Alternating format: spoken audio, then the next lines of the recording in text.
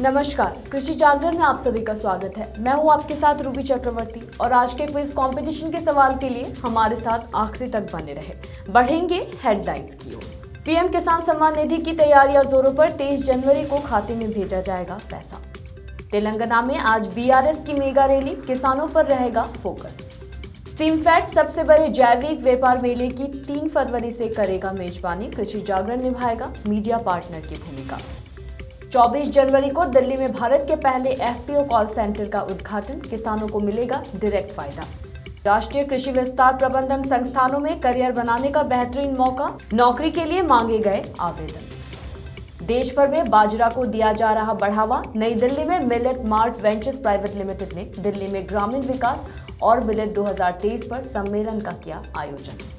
पंजाब सरकार ने नई कृषि नीति तैयार करने के लिए 11 सदस्यीय कमेटी का किया गठन।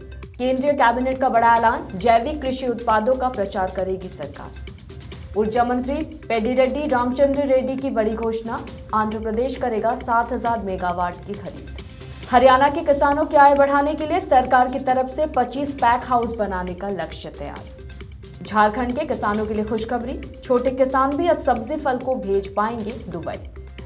फिलीपींस में मीट से महंगा बिक रहा है प्याज, कीमत जानकर हो जाएंगे आप भी हैरान।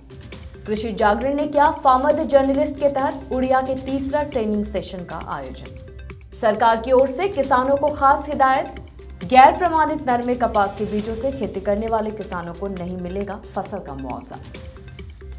दिल्ली में होगी बारिश, आईएमडी ने कई इलाकों के लिए जारी किया अलर्ट।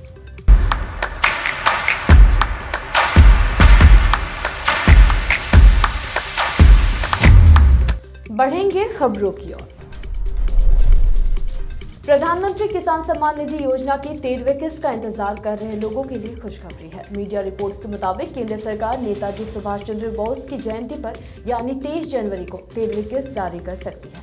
हालांकि अभी सरकार की ओर से पैसे ट्रांसफर करने की तारीख को लेकर कोई आधिकारिक घोषणा नहीं की गई है। दरअसल प्रधानमंत्री किसान सम्मान निधि योजना के तहत केंद्र सरकार हर साल किसानों के खाते में 6000 रुपए सीधे ट्रांसफर करती है। खास बात यह है कि सरकार की ये राशि 2000 रुपए करके 3 किस्तों में देती है। पीएम मोदी ने पिछले साल 17 अक्टूबर को 12वीं किस्त जारी की थी। तब केंद्र सरकार ने 16,000 करोड़ रुपए की राशि खर्च की थी। वहीं 8 करोड़ किसानों को इससे फायदा हुआ था। तेलंगाना के सीएम और भारत राष्ट्र समिति यानी कि बीआरएस के सुप्रीमो के चंद्रशेखर राव केसीआर आज खम्मम जिले में एक सार्वजनिक रैली की घोषणा की है। वही केसीआर ने घोषणा की है कि इस रैली का केंद्रीय विषय अब की बार किसान सरकार है। केसीआर ने कहा कि भाजपा तेलंगाना में अपना आधार बनाने के लिए संघर्ष कर रही है। आज की स्थिति में भाजपा का राज्य में सबसे छोटा जनाधार है। सूत्रों के अनुसार तेलंगाना में पैर जमाने की भाजपा की कोशिशों का अब तक केसीआर के मजबूत राजनीतिक दबदबे पर कोई असर नहीं पड़ा है। केसीआर दिसंबर 2023 में होने वाले विधानसभा चुनाव के लिए अपने गृह क्षेत्र को प्रभावी ढंग से संबोधित करने के अलावा आक्रामक तरीके से अपने आधार का विस्तार कर अब वो पूरे देश में अपनी ताकत का प्रदर्शन करने जा रहे हैं। खम्मम रैली में हजारों की संख्या में लोगों के आने की काफी संभावना जताई जा रही है। इससे ये प्रदर्शित होगा कि केसीआर अपने घरेलू मैदान पर बेहद शक्तिशाली है और वो भाजपा सहित विपक्षी दलों के आक्रामक तेवरों से डरने वाला नहीं है। देश का सबसे बड़ा जैविक व्यापार मेला first expo 1 organic North East Guwahati में आयोजित किया जाएगा। इस 3 दिवसीय मेले की शुरुआत 3 फरवरी 2023 से होगी। इस मेले में कृषि जागरण मीडिया पार्टनर की भूमिका निभाएगा। भारत ने जैविक उत्पाद निर्यात में महत्वपूर्ण वृद्धि देखी है और ये एशिया का जैविक उत्पादों का दूसरा सबसे बड़ा निर्यातक है। भारत में सबसे लोकप्रिय जैविक उत्पाद तिलहन, गन्ना, अनाज और बाजरा, कपास, दालें, औषधियों, पौधे, चाय, फल और मसाले हैं। इसी कड़ी में जैविक खेती से जुड़े लोगों के लिए अच्छी और बड़ी खबर है। जी हां, कृषि विभाग द्वारा आयोजित होने वाले भारत के सबसे बड़े जैविक व्यापार मेले के पहले संस्करण की घोषणा हो गई है। इसके तहत देश का सबसे बड़ा जैविक कृषि व्यापार मेला गुवाहाटी में आयोजित किया जा रहा है। मेले का आयोजन सिक्किम राज्य सहकारी आपूर्ति और विपणन संघ लिमिटेड द्वारा कृषि विभाग, असम सरकार के सहयोग से किया जा रहा है। 3 फरवरी से 5 फरवरी तक लगने वाले इस 3 दिवसीय व्यापार मेले में सिमफेड नॉलेज पार्टनर की भूमिका निभाएगा। वहीं कृषि जागरण मीडिया पार्टनर की भूमिका निभाते नजर आएगा। उत्पादकों को उपभोक्ताओं के साथ जोड़ने और दुनिया भर में जैविक उत्पादों को बढ़ावा देने और जैविक कृषि के संपूर्ण मूल्य श्रृंखलाओं के विकास का समर्थन करने के लिए देश के उत्तर पूर्वी क्षेत्र में जैविक खेती की क्षमता को महसूस करते हुए इस मेले का आयोजन किया जा रहा है, जिसके पहले संस्करण को पहला एक्सपो 1 ऑर्गेनिक नॉर्थ ईस्ट का नाम दिया गया है। कृषि जागरण के सहयोग से एएफसी इंडिया लिमिटेड ने 24 जनवरी 2023 को भारत का पहला एफपीओ कॉल सेंटर शुरू करने के लिए पूरी तरह तैयार है। जैसा कि हम देखते हैं कि अधिक किसान उत्पादक संगठनों की शुरुआत के कारण भारतीय कृषि क्षेत्र और ज्यादा विकसित हो रहा है, इसलिए एफपीओ को बढ़ाने में मदद करना समय की मांग है। ये गेम चेंजर पहल केवी के राज्य कृषि विश्वविद्यालयों, केंद्रीय कृषि विश्वविद्यालय, सब्जेक्ट मैटर स्पेशलिस्ट एसएमएस से उपलब्ध संसाधनों के साथ एक प्रश्न समाधान समिति के रूप में कार्य करती है। इस परियोजना के माध्यम से कृषि जागरण और एएफसी का उद्देश्य एफपीओ को आने और संगठनों के सुचारू कामकाज के लिए सर्वोत्तम समाधान खोजने में मदद करना है। कॉल सेंटर गठन, पंजीकरण, व्यवसाय योजना, आरओसी से संबंधित मुद्दों, वैधीकरण, उत्पादन खरीद जैसे मुद्दों के लिए मार्गदर्शन प्रदान करता है। अगर आप कृषि क्षेत्र में अच्छी तनख्वाह वाली नौकरी करना चाहते हैं तो आपके लिए बेहतरीन अवसर है। जी हां, राष्ट्रीय कृषि विस्तार प्रबंधन संस्थान यानी कि मैनेज ने विभिन्न पदों के लिए पात्र उम्मीदवारों से ऑनलाइन आवेदन मांगे हैं। उम्मीदवारों ने पीएचडी पूरी कर ली हो या किसी मान्यता प्राप्त विश्वविद्यालय से पत्रकारिता और जनसंचार, पुस्तकालय विज्ञान, सूचना विज्ञान में समक्ष उनके पास सहायक प्रोफेसर या समक्ष के रूप में उपरोक्त क्षेत्र विषयों में 5 साल का अनुभव होना जरूरी है। सरकार के अनुसंधान, कट्टर प्रशिक्षण, परामर्श, नीति वकालत, कार्यान्वयन में अनुभव रखने वाले संबंधित क्षेत्र में और कार्यक्रम, शिक्षा और प्रयास या राष्ट्रीय अंतर्राष्ट्रीय क्षमता निर्माण संगठनों में अनुभव या कृषि विस्तार प्रबंधन में अनुभव को प्राथमिकता दी जाएगी।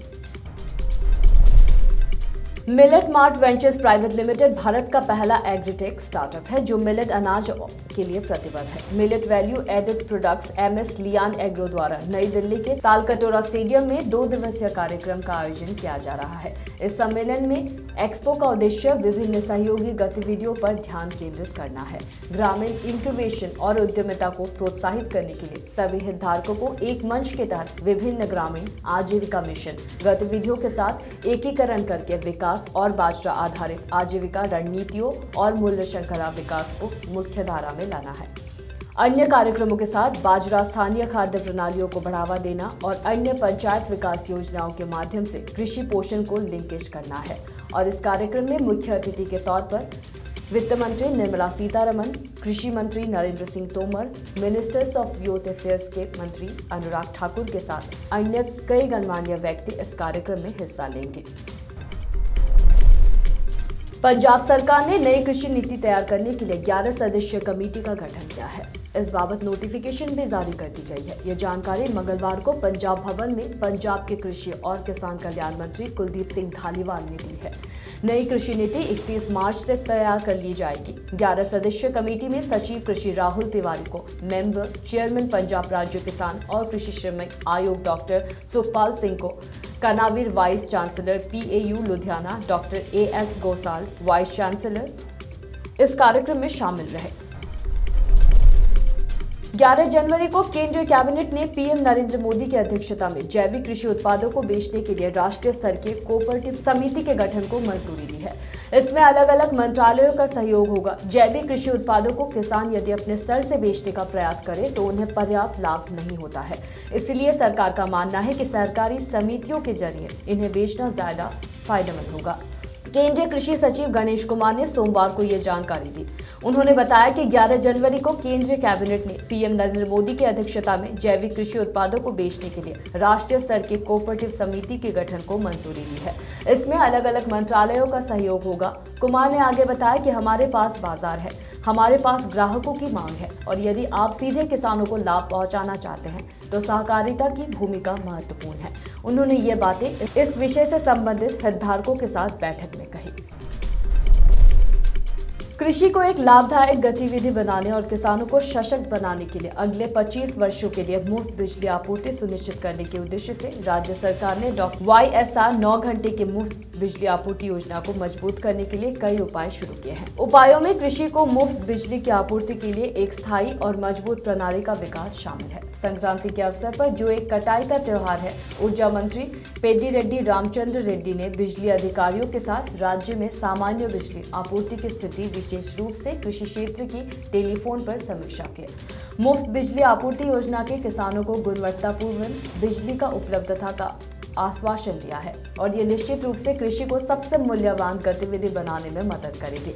उन्होंने आगे कहा कि इससे आंध्र प्रदेश के तेजी से विकास को बढ़ावा देने के अलावा कृषि उत्पादकता को बढ़ावा देने, सभी क्षेत्र में ग्रामीण अर्थव्यवस्था को मजबूत करने में भी मदद मिलेगी। फल एवं सब्जियों की खेती करने वाले किसानों के फल एवं सब्जी को सुरक्षित रखने और बेहतरीन तरीके से पैक करने के लिए हरियाणा सरकार की तरफ से 25 पैक हाउस बनाने का लक्ष्य पलवल में रखा गया है, जिनमें से 12 पैक हाउस बनकर तैयार हो चुके हैं। पैक हाउस की इस योजना के अंतर्गत 12 किसानों को फायदा दिया गया है। सरकार की तरफ से पैक हाउस बनाने के लिए 1,45,000 का अनुदान दिया जा रहा है। इस पैक हाउस में किसान अपने फल एवं सब्जी खेत से निकालकर सुरक्षित रख सकते हैं, अच्छे से उनकी पैकिंग करके उनको मंडी तक पहुंचा सकता है। किसानों को इनका फायदा हो रहा है। किसानों की माने तो पहले खेत से फल और सब्जी को निकालकर सीधा मंडी पहुंचाने की जल्दी रहती थी, लेकिन अब पैक हाउस के बन जाने से वो निश्चिंत होकर अच्छे से काम कर सकते हैं। झारखंड में साग सब्जी और फल उत्पादक किसानों के पास अक्सर भंडारण की समस्या उत्पन्न हो जाती है। छोटे किसान अपने उत्पाद को लंबे समय तक सुरक्षित रख पाने में असफल होते हैं। वही कोल्ड स्टोरेज के अभाव में कई बार किसानों को अपने उपज को सड़कों पर ही फेंक देना पड़ता है। इस समस्या को देखते हुए किसान कूलिंग चैम्बर का इजाद किया गया है, जो काफी कम खर्चीला होने के साथ छोटे और मझोले किसानों के लिए फायदेमंद है। राज्य के हर प्रखंड और अन्य क्षेत्र में कूलिंग चैम्बर की सुविधा उपलब्ध कराई जा रही है। रांची और आसपास के क्षेत्र में जायका प्रोजेक्ट के तहत महिला स्वयं सहायता समूह को कूलिंग चैम्बर की सुविधा उपलब्ध कराई जा रही है। कूलिंग चैम्बर में 5 किलोग्राम तक की भी सब्जी रखना आसान हो जाएगा।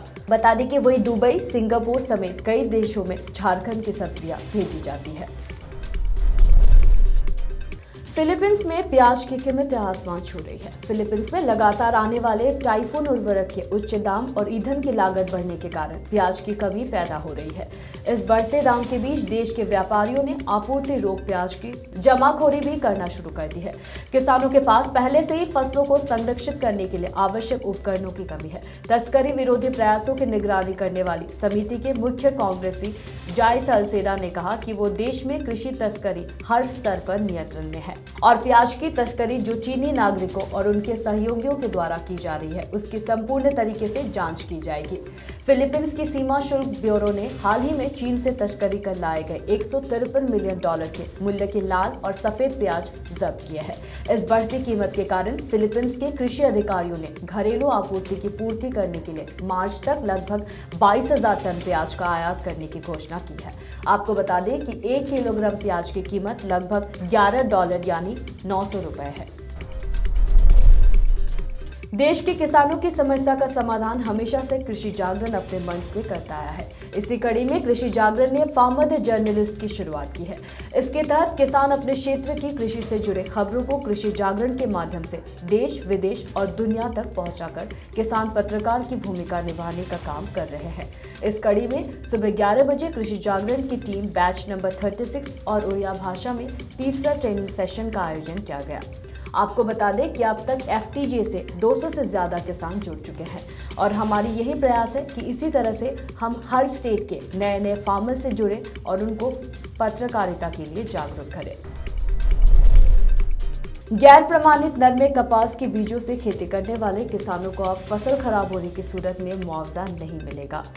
पंजाब सरकार ने ऐसा निर्णय लिया है। मुआवजे पर विचार अब सिर्फ उन्हीं खराब फसलों पर होगा जिस फसल के बीजों को केंद्रीय बीज प्रमाणीकरण अथवा पंजाब सरकार द्वारा अनुमोदित किया होगा। सरकार यह नीति अन्य फसलों के बीजों को लेकर भी लागू करने जा रही है। देश भर के कई राज्यों में भीषण शीतलहर का कहर अभी भी जारी है, लेकिन कुछ राज्यों में सर्दी का सितम अब धीरे धीरे कम भी हो रहा है। उत्तर भारत के कई राज्यों में शीतलहर के प्रकोप से मौसम की स्थिति दिन प्रतिदिन बिगड़ रही है। इसी के चलते कई शहरों में तो तापमान 0 तक दर्ज किया जा रहा है। हर साल मकर संक्रांति के बाद से ही सर्दी में गिरावट होने लगती है। इस बार भी दिल्ली में ऐसा ही कुछ हुआ है। पहले के मुकाबले अब दिल्ली एनसीआर में ठंड कम होने लगी है। वहीं दिल्ली के कुछ इलाकों में शीतलहर का कहर अभी भी जारी है, जिसके चलते राष्ट्रीय राजधानी दिल्ली में सुबह और शाम के समय तापमान में गिरावट देखने को मिली है और दिन के समय अच्छी धूप खिली हुई है। मौसम विभाग की माने तो आने वाले दिन यानी कि 19 और 23 जनवरी 2023 के बीच में दिल्ली एनसीआर में हल्की बारिश और बूंदाबांदी होने के आसार है।